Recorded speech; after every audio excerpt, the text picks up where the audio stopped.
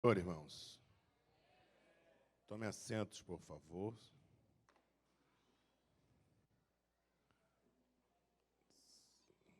Segunda Samuel, capítulo 17,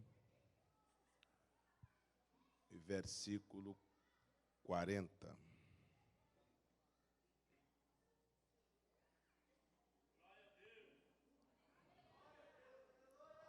Segundo Samuel, capítulo 17, verso 40.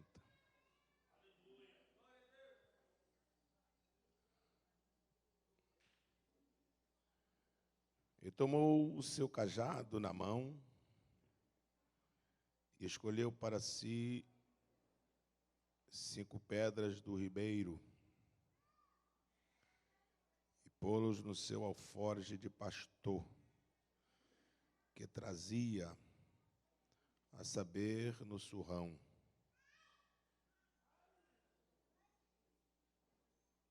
E lançou mão da sua funda e foi-se chegando ao filisteu. Amém. Meus amados, a hora já está não avançada, mas muito avançada. Mais uma palavra para o seu coração eu quero deixar nesta oportunidade. O texto aqui fala do menino chamado Davi, quando enfrentou o gigante Golias. O verso 40 diz: E tomou Davi o seu cajado na mão, sua funda e seu alforje. Existem 4 coisas que Davi manuseava antes de se tornar rei, e ele as manuseava com muita excelência. São elas: cajado, alforge, funda e harpa. Essas 4 coisas, Davi, antes de se tornar rei, antes de se sentar no trono, antes de governar Israel, antes de se tornar um grande guerreiro, antes de manejar espada, antes de enfrentar guerras e batalhas, essas 4 coisas Davi as manuseava, que são elas: cajado, alforge, funda e harpa. Na verdade, o texto que nós lemos, a primeira coisa que Davi tomou em sua mão quando foi enfrentar Golias foi o seu cajado. A lição do cajado é uma: o cajado traz o sentido de autoridade. O alforge traz o sentido de provisão. A funda traz o sentido de simplicidade. E a harpa traz a lição de adoração. Então, essas 4 coisas nas mãos de Davi, ele manuseava com muita excelência. O Salmo de número 23, quando ele é atribuído ao rei Davi, ele diz que o Senhor é o meu pastor e nada me faltará. Deitar-me faz em verdes pastos, guia-me pelas veredas da justiça por amor de seu nome. Ainda que eu andasse pelo vale da sombra da morte, eu não temeria mal algum, porque tu estás comigo. A tua vara e o teu cajado, eles me consolam. Veja que Davi, no Salmo 23, ele não usa linguagem de rei, ele não usa linguagem de guerreiro, ele não usa o linguajar de soldado, ele não usa outro linguajar que não seja o linguajar de pastor. Todo o Salmo 23, a linguagem que Davi usa é linguagem de pastor. Por isso que ele faz menção que o Deus Todo-Poderoso é o seu pastor. Se tem alguém que sabe a arte de pastorear ovelhas, se tem alguém que sabe a arte de cuidar de ovelhas, de proteger ovelhas, é o menino Davi. Davi está falando de um assunto que ele conhecia com muita profundidade. Davi está falando de um assunto que ele entendia com muita propriedade, que era cuidar das ovelhas. Então, quando Davi está fazendo menção do assunto que ele conhece, do assunto que ele entende, Davi está dizendo o seguinte: se eu que sou falho, se eu que sou fraco, se eu que sou limitado, se eu que sou mortal, se eu que sou um guri, nunca perdi ovelha para leão, ovelha para urso, imagine o meu Deus sendo o meu pastor. Nada vai me faltar. Então Davi está colocando Deus como seu pastor. E Deus, como seu pastor, não vai lhe deixar faltar absolutamente nada. Assim como o pastor, que é ser humano, assim como o pastor Davi, e assim como todos os pastores da linguagem dos hebreus, eles têm uma ferramenta chamada cajado. Davi também diz: o meu Deus também tem um cajado. Então Deus também tem um cajado.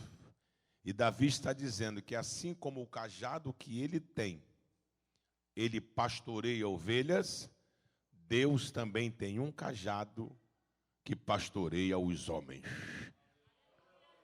A figura do pastor só é completa se na mão dele tiver um cajado, pois o cajado é o que vai trazer o sentido da autoridade. O lobo não tem medo de caçador, o lobo não tem medo de espingarda, o lobo não tem medo de armadilhas, o lobo só bate em retirada se ele vê a figura de um pastor. Quando Jesus aqui na terra esteve, deram a Jesus muitos títulos, deram a Jesus muitos adjetivos, chamaram de filho do homem, filho de Davi, profeta, mestre, Senhor, mas o único título que Jesus abriu a boca para dizer que era foi este: eu sou o bom pastor. E o bom pastor dá vida por suas ovelhas. Então o cajado traz o sentido de autoridade. Esta autoridade representada no cajado, na mão do pastor. Mas individualmente, cada crente é revestido por Deus, pelo Espírito Santo, e tem na sua vida autoridade. Jesus disse: eis que eu vos dou poder e autoridade. Então você é revestido de poder. Jesus disse: ficai em Jerusalém, até que do alto sejai-vos revestidos de poder. Então o Espírito Santo te dá poder. Paulo, ensinando, diz: não vos embriagueis com vinho onde há contenda, mas enchei-vos do Espírito Santo de Deus. Glória ao nome de Jesus. Não extinguais o Espírito Santo de Deus, o qual foi selado para o dia da redenção. Lá em Romanos, Paulo escreve: se o Espírito que dos mortos ressuscitou a Jesus habita em vós, este mesmo Espírito vivificará os vossos corpos mortais pelo seu Espírito que em vós habita. Bendito seja o nome de Jesus de Nazaré. Jesus é aquele que nos salvou e também nos selou e nos deu o penhor do Espírito. Então você precisa ter na sua vida autoridade espiritual. Quando se trata de cajado, eu quero fazer menção apenas de um cajado, que é o cajado de Moisés, que vai nos trazer o sentido e a lição da manifestação da autoridade de Deus com sinais no cajado de Moisés. A primeira vez que se manifestou a autoridade de Deus no cajado de Moisés foi em Êxodo capítulo 3, capítulo 4, quando Moisés viu a sarça em chamas. E a Bíblia diz que Moisés se virou para ver o que estava acontecendo, porque a sarça não se consumia. E quando Moisés se aproxima, Deus fala do meio da sarça, chamando-o pelo nome, dizendo quem era e dando a ele o grande desafio de libertar Israel. Moisés deu várias desculpas, e uma das desculpas foi esta. Disse Moisés: Senhor, quando eu chegar diante de Faraó e disser que tu me apareceu e que mandou ele deixar o povo ir, quando ele me perguntar, e se ele me perguntar, que sinal tu fazes para que eu acredite que Deus te enviou? Que sinal eu farei? Aí Jeová disse: você tem o que na sua mão? Se eu tenho um cajado. Aí Jeová disse: então joga no chão. Aí Moisés jogou, o cajado virou cobra, e Moisés fugia dela. Aí Jeová disse: não fuja, pega pela cauda. E quando pegou, virou cajado novamente. Observem aonde foi que se manifestou o sinal de autoridade no cajado de Moisés. Aonde? No lugar chamado deserto. Deserto não precisa explicar, porque o nome já diz: lugar onde não tem nada, lugar onde não tem ninguém, lugar onde não tem testemunhas, lugar onde não tem aplausos, e lugar onde não tem confetes, lugar onde não tem afagos. Deserto é um lugar de solidão. E qual seria o propósito de Deus em manifestar a autoridade no cajado de Moisés no deserto, se não tem ninguém olhando? É muito simples. É que quem tem que ter convicção da chamada não é a plateia, mas sim você que foi chamado. Quem tem que ter convicção do projeto, do propósito, do ministério, da vocação, não é a arquibancada, mas sim você que foi chamado. Deus não está chamando a plateia, Deus está chamando você. Glória ao nome de Jesus. Não são as testemunhas que me darão convicção de que Deus me chamou. Não são os aplausos que me darão convicção de que Deus me chamou. Não são os confetes que me darão convicção de que Deus me chamou. Não são os elogios que me darão convicção de que Deus me chamou. Não são os afagos que me darão convicção de que Deus me chamou.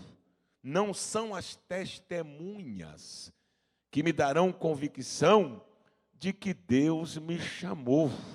Não são os amigos que me darão convicção de que Deus me chamou. Não são os parentes que me darão convicção de que Deus me chamou. Quem tem que ter convicção da chamada é quem foi chamado. E quem me dá essa convicção é aquele que me chamou. Glória ao nome de Jesus. Quando Elias subiu ao Carmelo, com as 150 profetas de Baal e os 400 de Azera, na 850 profetas, Elias disse: podem clamar, e o Deus que responder com fogo, esse será Deus.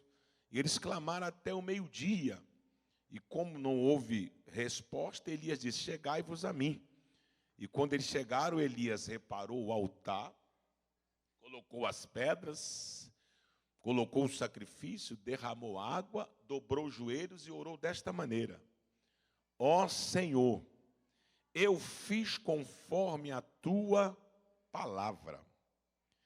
Responda-me com fogo, para que este povo saiba que tu és Deus, porque eu já sei. Elias está dizendo: eu não tenho dúvidas. Quem está com dúvida é o povo, eu não.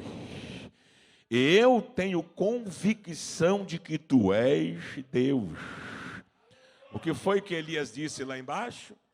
Até quando cocheareis entre dois pensamentos? Ou seja, até quando vocês terão dúvida? Eu não tenho. Elias está dizendo o seguinte: se o Senhor derramar fogo ou não, eu continuo crente. Se a porta abrir ou não, eu continuo crente. Se a vitória chegar ou não, eu continuo crente. Se a agenda encher ou não, eu continuo crente. Se eu receber convites ou não, eu continuo crente. Se o vento parar ou não, eu continuo crente. Se o mar se acalmar ou não, eu continuo crente. Se eu ficar curado ou não, eu continuo crente. Se o fogo cair ou não, eu ainda serei crente, porque eu não tenho dúvida do Deus que me chamou. Glória a Deus. Glória a Deus. Glória a Deus.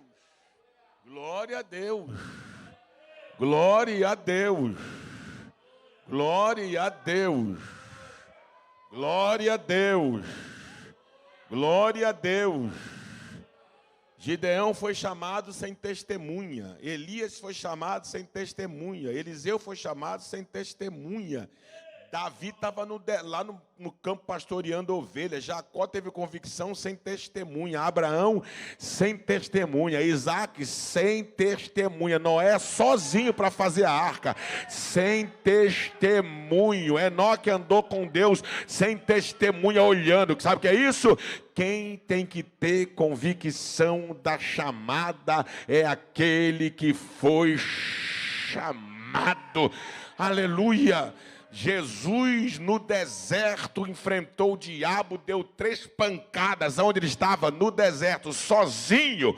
E quando o diabo se retirou, os anjos vieram lhe servir. É você que tem que ter convicção.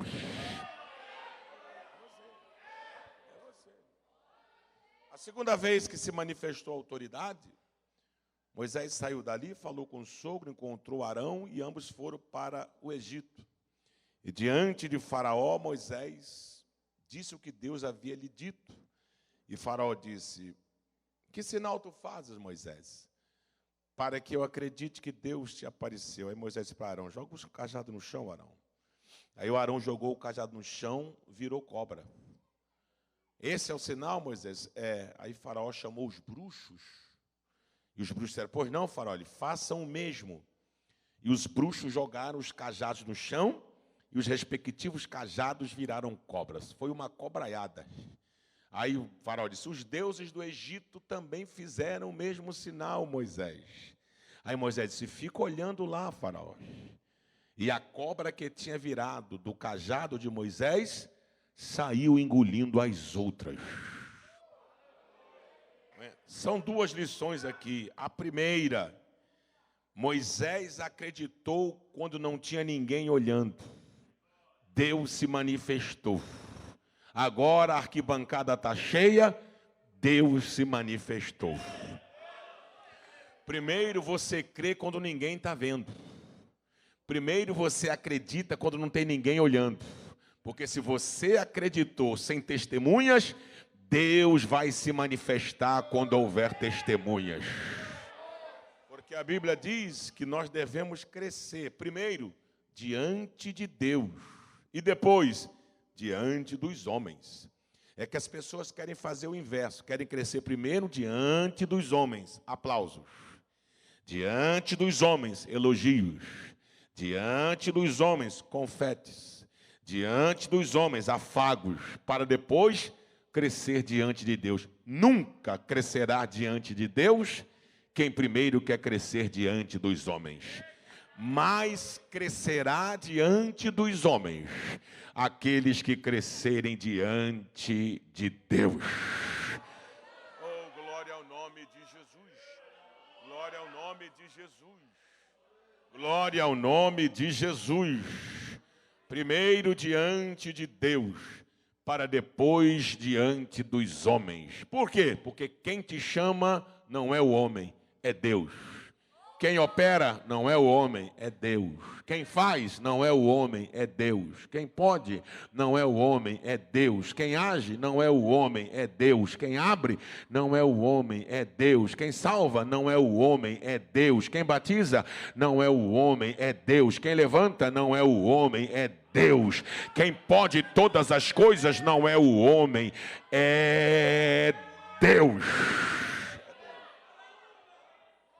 Segunda lição, por que a cobra do cajado de Moisés engoliu as outras? Porque aonde Deus se manifesta, nenhum outro poder prevalecerá. Uma coisa disse Deus, e duas vezes a ouvi, que o poder pertence a Deus. Terceira vez que manifestou-se, capítulo 12 do Êxodo. Deus disse a Moisés: vou enviar a última praga. E a última praga será esta: onde houver um primogênito, esse primogênito morrerá, desde o palácio do faraó ao casebre. Morrerá da família e morrerá dos animais. Não pouparei. Nunca houve no Egito lágrimas, clamor, pranto, angústia e choro, como haverá neste dia. O anjo da morte vai passar e os primogênitos morrerão. Mas para o meu povo haverá livramento. Vou dar a instrução. Você vai pegar um cordeiro para cada família. Se a família for de número pequeno, você junta duas famílias. E aquele cordeiro serve para as duas famílias que você juntou. Você vai matar o cordeiro, vai pegar o sangue do cordeiro, vai passar nos umbrais das portas. Porque quando o anjo passar, vendo o sangue, haverá livramento. Porque o sangue será o sinal do livramento. E o cordeiro que você matou, você vai fazer um churrasco para cada família. E você não vai comer nada do cordeiro cozido, vai comer assado no fogo. E o acompanhamento será de ervas amargosas, pães asmos. Vocês vão fazer uma churrascada. Enquanto o Egito estiver chorando, enquanto o Egito estiver pranteando, vocês estarão celebrando o dia da saída.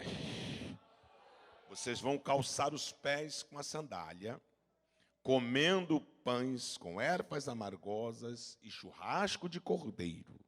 E na mão vocês segurem o cajado.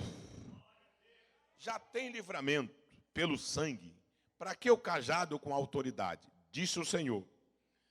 Cada um vai passar no seu vizinho e vai dizer ao vizinho, os egípcios, dai-nos a nossa paga. O quê? Acerta a nossa conta. Que conta? 430 anos de trabalho. Mas o que vocês querem? Dai-nos ouro, dai-nos prata, dai-nos cobre, dai-nos linho, dai-nos púrpura, dai-nos carmesim. 430 anos, Moisés. Eu já fiz a conta aqui. Os egípcios vão pagar com juros e correção monetária. Vocês não vão chegar lá como se fossem os miseráveis pedindo. Vocês vão chegar e vão dizer assim, dai-nos a nossa paga. Porque enquanto o faraó oprimia vocês e aumentava a carga, aqui em cima eu fazia a conta quanto é que ele vai pagar no final. O quanto vocês sofreram, aqui em cima eu anotei tudo. Glória a Deus. Glória a Deus. Glória a Deus. Periculosidade, adicional noturno, férias proporcionais, participação de lucro, não vai ficar nada. Porque Deus disse, o meu povo ficará no Egito até que a medida dos amorreus se completem. Quando a medida dos amorreus se completar, o meu povo sairá de lá. Israel amassou barro e fez tijolo. Por quê? A medida dos amorreus não se completou. Enquanto não se completava, amassava barro, fazia tijolo. Enquanto não se completava, amassava barro, fazia tijolo. Enquanto não se completava, construíam casas, faziam obra de saneamento, trabalharam como escravo. Aí quando completou a medida dos amorreus, a de Deus vai ser estabelecida. Você pode até viver um tempo da medida dos amorreus. Eu posso até ter vivido o tempo da medida dos amorreus, mas quando a de Deus se estabelece, acabou. E qual é a medida do Deus? Sacudida, recalcada e transbordante. 430 anos como escravos, mas saíram de lá ricos. Mas tão ricos, que no deserto, quando Moisés pediu oferta para fazer os utensílios da tenda, trouxeram tanta coisa que Moisés disse, chega, não precisa mais. Como é que é? Não precisa mais, acabou, chega, já deu, já está sobrando. Ninguém que entra no propósito de Deus num processo, sai de lá da mesma maneira que entrou. Acredite, há uma medida sacudida, recalcada, transbordante. Você pode louvar e adorar ao Deus Todo-Poderoso.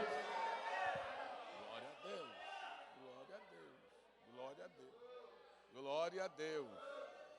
Glória a Deus, glória a Deus, glória a Deus, glória a Deus, glória a Deus, glória a Deus, glória a Deus, glória a Deus. Tem autoridade aí, meu filho? Tem autoridade aí? Mas para que autoridade numa noite de choro, de pranto? Então preste atenção, o sangue deu livramento, mas a prosperidade foi conquista. O sangue deu livramento, mas a conquista só vem com autoridade. Explica melhor, pastor. A salvação pelo sangue. Nome no livro da vida pelo sangue. Redenção pelo sangue, remissão pelo sangue, justificação, Romanos, pelo sangue, paz em Deus pelo sangue, bodas do Cordeiro pelo sangue, beber da água da vida pelo sangue, Andar nas ruas de ouro, pelo sangue. Mansões celestiais, pelo sangue. Restauração, pelo sangue. Vida eterna, pelo sangue. Aleluia. Novo nome, pelo sangue. Vamos ser arrebatados pelo sangue. Direito a entrar nos céus, pelo sangue. Mas conquista nessa terra é com autoridade. Glória ao nome de Jesus. Conquista nessa terra é com autoridade. Lá no céu, você não precisa de autoridade. A autoridade é para viver aqui. A autoridade para conquistar aqui. A autoridade para lutar aqui. A autoridade para vencer aqui. A autoridade para tomar posse aqui. A autoridade para pregar aqui. A autoridade para orar aqui. A autoridade para evangelizar aqui. A autoridade para sonhar aqui. A autoridade para a porta se abrir aqui. A autoridade para crescer aqui. A autoridade para prosperar aqui. A autoridade para receber a tua herança aqui. Lembram de Caleb? Caleb está com 80 na cachola. E Josué está dividindo a terra e Caleb está dizendo, me dá meu pedaço de terra. Calma, Caleb, vou lhe dar, me dá meu pedaço de terra. Aí Josué disse, eu vou lhe dar. E Caleb disse, Josué, você se lembra? Quando eu estive aqui contigo há 40 anos atrás, que nós espiamos toda essa terra, lembra, Caleb? Pois é, eu quero lhe dizer que eu estou com a mesma disposição e com o mesmo ânimo de 40 anos atrás. Eu posso estar com a idade avançada, mas eu ainda tenho autoridade. Estou pronto para tirar a espada da bainha e cortar a cabeça de filisteus. Me dá a minha herança, porque a minha herança eu não negocio. Ou você pode aplaudir ao Senhor e adorar a Ele. Mais forte que nós vamos orar. Fica de pé nesta hora, glória a Deus.